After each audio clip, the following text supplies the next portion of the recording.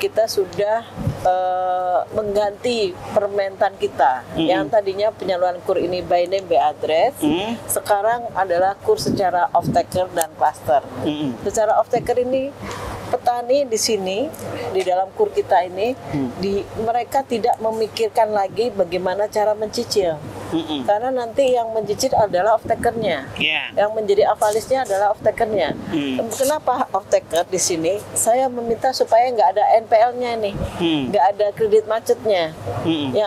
Karena kita tahu petani mana dia bisa berpikir banyak untuk bagaimana cara dia mencicil dan sebagainya, bagaimana dia akan mengisi form dan sebagainya. Nah, sehingga mereka kita minta hanya menjaga saja, menjaga produksinya. Yang tadinya hanya 2 ton, 3 ton, dengan adanya dia bersama KUR dan dengan ada off takernya, dia akan bisa mendapatkan benih yang baik, benih yang unggul, pupuk yang baik, tepat waktu. Dia dapat mendapatkan 10 juta saprodi itu. Yang biasanya dia hanya kalau tanpa KUR dia hanya 2 ton 3 ton, dengan adanya itu semua tepat waktu dan juga benihnya tepat, semua baik, dijaga benar-benar dan juga pasarnya sudah ada, otomatis yang tadinya hanya 2 ton menjadi 9 ton.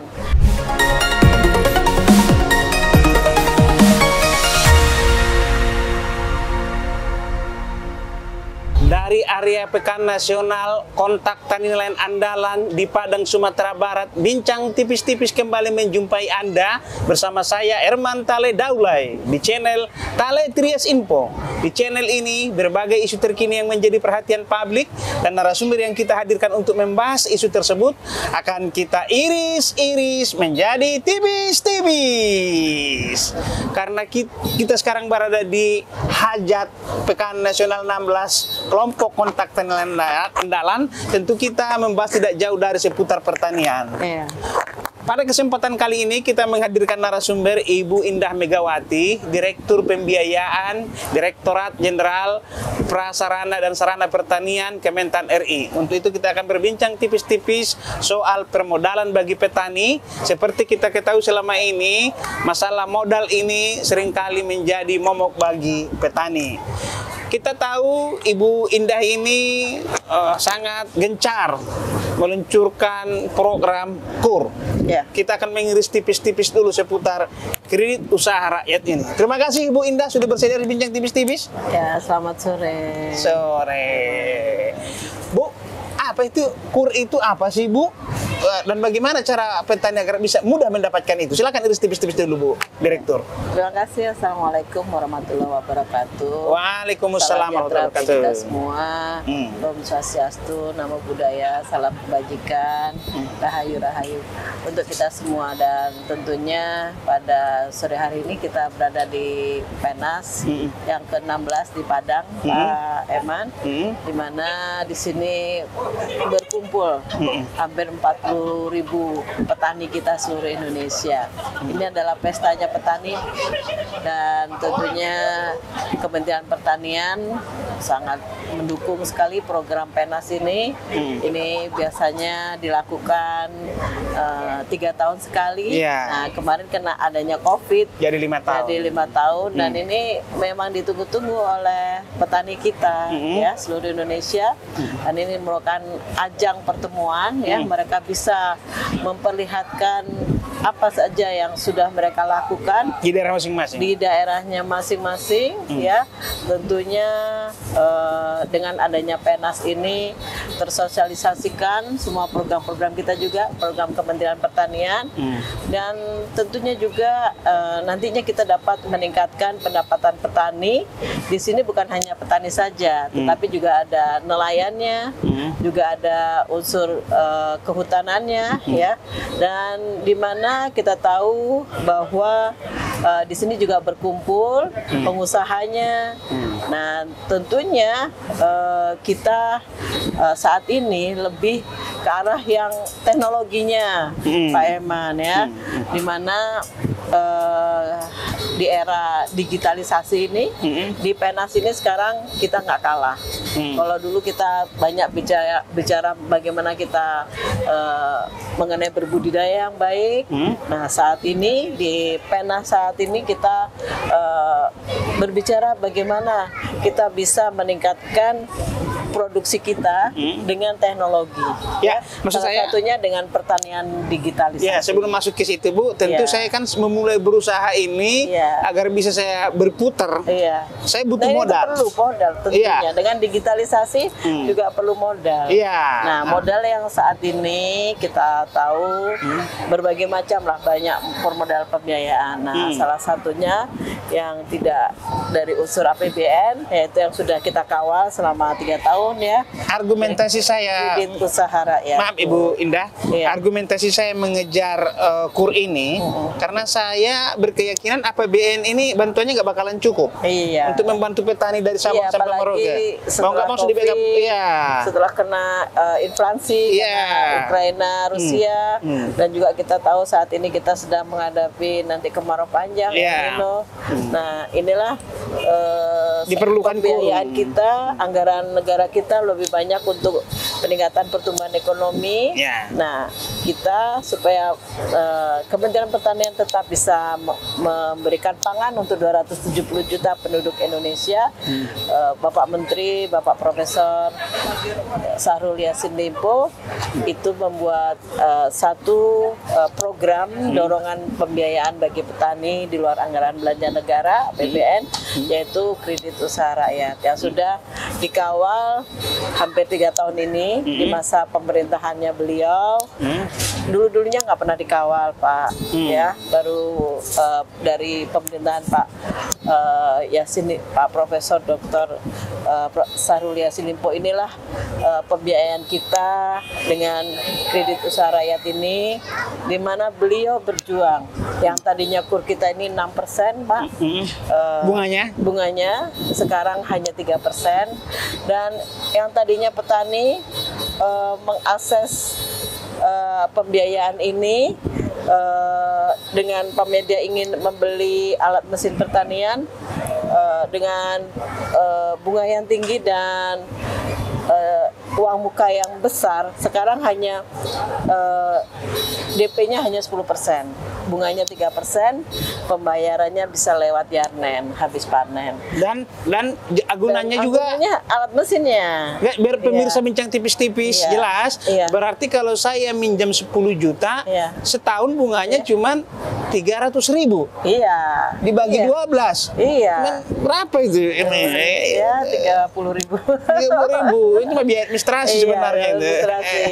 Ini adalah merupakan suatu gebrakan ya dari solusi yang benar-benar sangat. Kemarin tuh kita bertemu sama Kepala Dinas Kalimantan Selatan ya. Beliau bilang kita kan hari Jumat kemarin itu kita ada pendatanganan komitmen bersama di Hotel Mercure dengan 34 provinsi gubernur, di mana mereka mengakses KUR nanti targetnya sekitar 100 miliar, itu yang gubernur, itu minimal 100 miliar. Nah, yang untuk bupati wali kota ya itu 50 miliar ya, sehingga total kurang lebih sudah dalam waktu 1 hari ya Pak Menteri bisa menyalurkan kurang lebih sekitar 30 triliun. Nah, inilah yang mendorong kita supaya percepatan dari penyaluran kredit usaha rakyat dengan bunga yang rendah untuk petani cepat terlaksana. Oke, saya ini dulu. Tadi kan bunganya 3%. Ada nggak bank daerah yang 3% pun disubsidi sehingga zero bunganya? Bahkan untuk saya berterima kasih sekali kepada Bank Jateng, ya, Bank Jateng itu 0%. Karena yang 3% itu disubsidi APBD-nya. Juga Bank Jatim, BJB untuk yang KUR super mikro mereka nggak berbunga. Bank Jatim ya? Bank Jatim, BJB dan juga Bank Jateng. Ya, itu mereka 0%. Nah, solusi-solusi inilah yang merupakan rangsangan bagi petani dalam hal dia bisa mendapatkan pembiayaan yang mudah, murah, dan fleksibel. Dan tentunya kita dari perbankan pun kita meminta supaya mereka juga sama-sama bersamalah, ya, bersinergi lah dengan kita Kementerian Pertanian.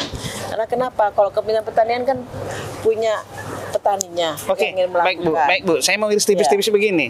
Biasanya kan petani itu kurang cakap di birokrasi, artinya mengurus keperbankan ini. Itu gimana? Nah, itu ada di sini kita sudah dari 2019 Kak Aiman, kita sudah mengganti permentan kita yang tadinya penyaluran KUR ini by name by address, sekarang adalah KUR secara off taker dan cluster.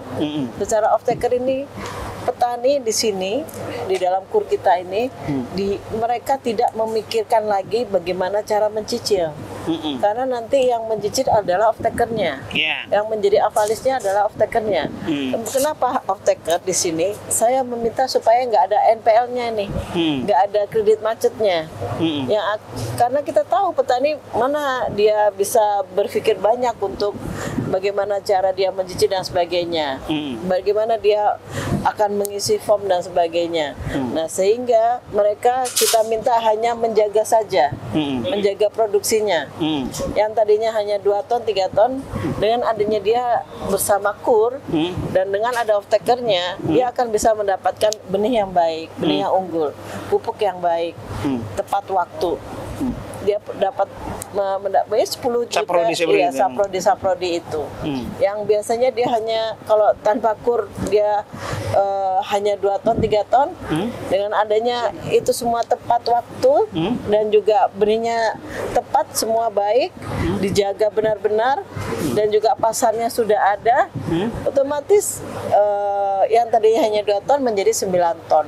Ya, yang 2 ton dia 1 hektar hanya dapat pamannya 15 juta. Sekarang dengan adanya KUR 9 ton kasih kali 5.000 lah, 40 juta.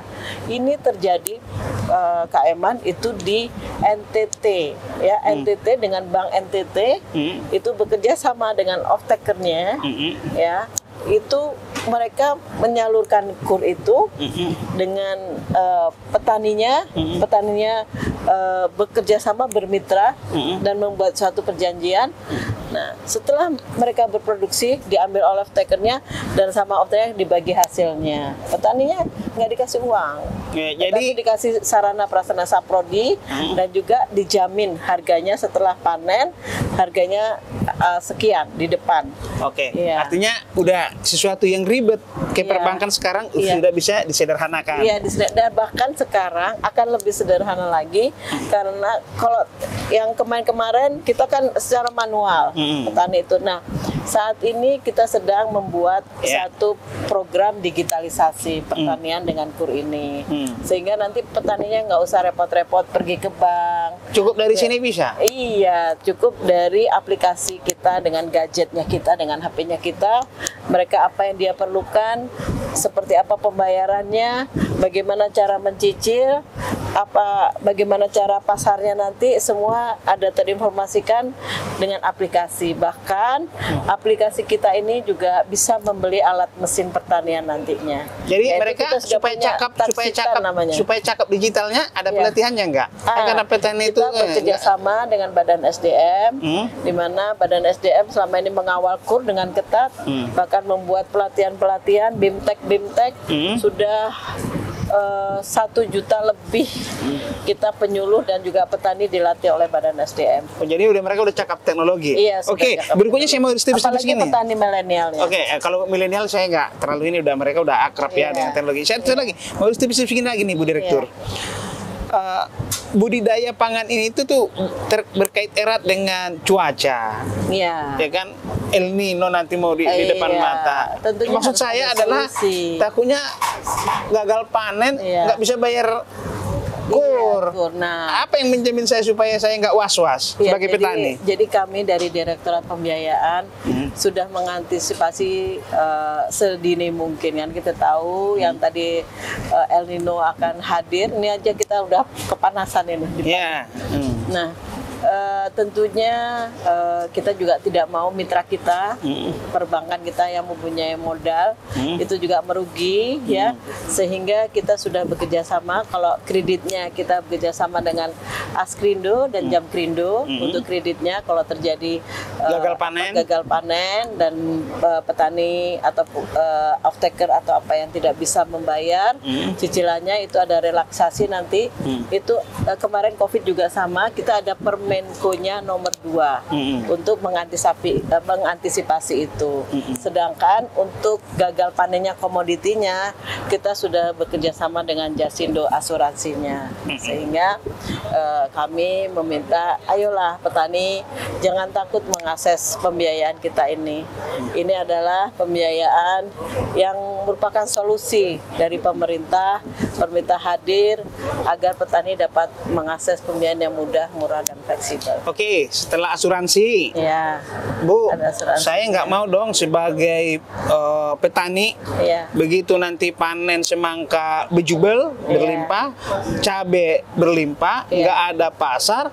Sering sekali saya lihat di TV dibuang ke jalan, semangka di jalan. Nah, Ibu sebagai direktur pembiayaan, apa yang terbentuk dalam hati pemikiran Ibu? Itu terjadi ya, jadi Bapak Ibu petani dan semuanya dan juga nelayan kehutanan ini di PNAS ini semua ada. Kita inginkan dengan adanya kredit usaha rakyat ini juga ayolah bisa mengakses yang tadi itu kalau budidaya usaha tani di hulunya, ayolah di hilirnya kita mengolah hasil-hasil pertanian kita, ya tentunya juga bisa nanti bersaing ya mutunya semuanya itu dengan negara lain ya, karena goalnya dari kita memang kita menginginkan nanti ya komoditi kita bisa diekspor ya, udahlah kita jangan impor lagi. Dan bahkan saat ini kami bekerja sama juga dengan Dijen Tanaman Pangan di pengolahan hasil pertanian. Mereka saya minta dengan perbankan bisa mengakses alat-alat mesin pertanian dari buatan lokal. Ya, seperti sekarang kan kemarin itu kita punya program porang secara nasional. Nah, ini kita sedang berusaha, Pak Menteri sedang berusaha membuat pabrik porangnya, membuat beras poraknya, tetapi dari pabrik dari yang dibuat oleh lokal, jadi TKDN-nya oleh lokal, oleh kita sendiri, anak bangsa sendiri. Ya, kita cinta produk Indonesia, sehingga kami yang sekarang dengan KUR alat-alat mesin pertanian adalah ber-TKDN. Nah, inilah yang nanti akan timbul industri-industri rumah, industri kecil di pedesaan, dan nantinya ini yang akan membuat yang tadi itu hasil pertaniannya kita nggak usah lagi dibuang-buang lagi. Kalau dia panen raya seperti tadi pagi Pak, saya ada temu usaha agribisnis, kita bertemu dengan petani bawang merah ya. Nah, di sini mereka sudah bawang merahnya itu sudah ada gudangnya, ada cold storage-nya, dan juga bawang merahnya diolah menjadi pasta, menjadi bawang goreng. Jadi walaupun dia panen raya stabil harganya. Walaupun jadi Ibu nggak mau lagi melihat nanti semangka kalau pamannya pun pemain kita nanam cabenya dibuat tepung cabe, dikeringkan, dibuat olahan, ya kayak Indofood. Nah, kita tahu Indomie. Nah, itu ada bumbu cabenya kan. Nah, jadi Ibu nggak mau melihat lagi nanti semangka dibuang di pinggir jalan. Kalau semangka bikin jus semangka. Jadi Ibu nggak mau lagi lihat dibuang di pinggir jalan ya. Nggak ada lagi gitu. Oke. Sekarang saya mau, setelah Ibu tadi kawal itu, harus ada industri pertanian. Bu, setelah Ibu kasih tadi saya permodalan, langkah apa lagi yang harus diintervensi Kementan supaya kalau tadi jagung saya 1 hektar cuma dapat 6 ton, saya pengen juga usaha saya sama tapi saya dapat 10 ton gitu loh. Otomatis Pak, kita di Dijen Sarana Prasarana, tentunya infrastrukturnya harus kita benahi. Seperti kita punya Direktorat Irigasi. Jadi kita bikin dalam hal El Nino ini kita bikin embung membran. Nanti itu ada di Bukan, Bu, yang saya maksud tadi kalau 1 hektar saya dapat 5 ton jagung, dengan usaha yang sama, dengan tadi pengawalan dari Kementan, saya isi jadi 10 ton, itu bisa nggak? Bisa, yaitu tadi, yang satu, infrastrukturnya harus diperbaiki dulu, ya, dengan buat embung. Benihnya mungkin ya? Iya, embung itu juga mengairi, tanamannya, Terus kita juga pupuk, ini ada direktorat pupuk kan, bisa dengan KUR beli pupuknya, bisa dengan juga kita punya UPO, rumah pupuk, rumah kompos, jadi organik, kita kembali ke organik. Iya, Bu Direktur.